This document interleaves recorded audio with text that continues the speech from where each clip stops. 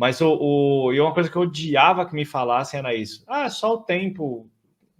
Cara, você tá no fundo do poço, tudo que você quer é que o tempo passe mais rápido. E essa coisa de falar, o tempo arruma.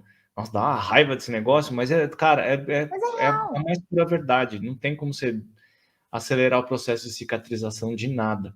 Mas, ó, sabe uma coisa que eu adoro nessa carta? Que eu aprendi a gostar, né? Porque toda vez, Júnior, toda vez que eu tirei tarô mitológico para mim, saiu o Eremita e a Torre. Toda vez. Não tinha Quando nem. eu tirei carta para você ver, os dois Saiu saíram os ao mesmo dois, tempo. né? Saiu os dois, é verdade. Toda vez os dois. É toda vez. Então eu falava com o meu professor: olha, você já abre 10 cartas aí, já pode deixar o Eremita e a Torre virada, porque é certeza que eles já vão estar ali, nem precisa pensar.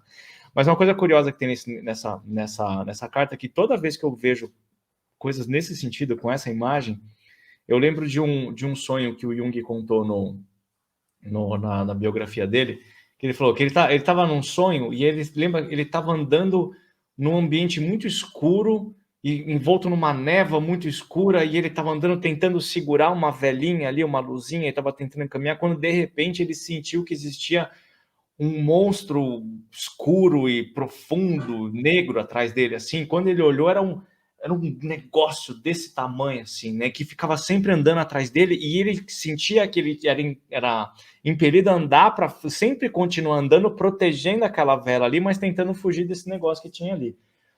Anos depois, ele estudando, maravilhoso, né? Anos depois, ele estudando isso, ele conseguiu perceber que aquela vela que ele tentava manter acesa ali, apesar daquele mau tempo, era o consciente dele.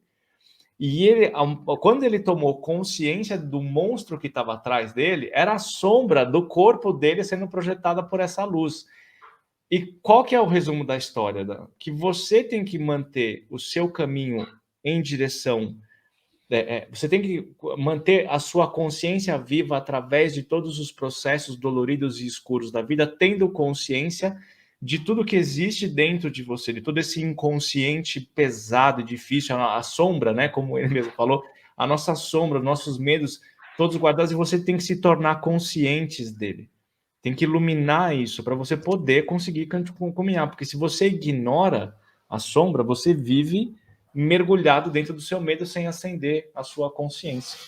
Totalmente. Vai falando aí que eu já vi. E toda a carta do eremita é muito comum, gente, que ela apareça assim, ó, com uma lanterninha, tá vendo? Aqui, Cronos, ele tá ali segurando uma lamparinazinha, né? E é muito comum as cartas do eremita virem, os eremitas, né? Eles virem ali, os ermitões, virem ali segurando lanternas, eles aparecerem ali segurando lamparinas, né? Segurando velas, né? E é muito interessante, né, Nando? Muito bom você ter trago esse sonho do Jung, porque esse sonho é maravilhoso. É uma das passagens, das coisas que ele conta que eu mais gosto. Porque, inclusive, fala sobre isso, né? A proporção do inconsciente é infinitamente maior do que a proporção do nosso consciente. Né? Então, assim, o nosso inconsciente, ele capta muito mais coisas, ele pega muito mais informação do que o nosso consciente, ele guarda muito mais coisa, né? Então, é essa projeção, essa coisa grandona que tá ali atrás, e a gente aqui, ó, batalhando, suando, pra gente poder trazer pra consciência um monte de coisa que tá guardado na inconsciência. Quantas coisas que a gente não guarda da infância sem saber que a gente tá guardando, né? Quantos traumas a gente vive, quantos medos a gente guarda, quantas crenças a gente guarda, quantas coisas que a gente ouve e que a gente guarda, né? E é isso tudo ali muito bem guardado, né? Vai motivando as nossas escolhas, vai motivando o nosso comportamento, vai motivando as nossas atitudes diante da vida, né?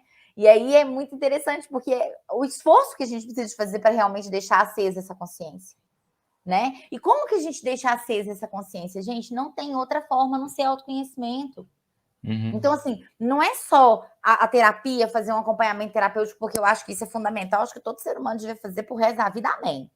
Mas não é só assim, é a gente buscando mesmo conhecimento. Então, fazer um curso de astrologia é autoconhecimento? Total, é autoconhecimento. É você olhando para um aspecto mais profundo, é você tentando entender simbologia, o signo, o funcionamento da vida, né? A partir dos astros, né? A mesma coisa é o tarô. Você vai se identificar, né? O que você aí que está assistindo nossa live, né, tem de ressonante com o eremita? tanto com o positivo dele quanto com o negativo dele.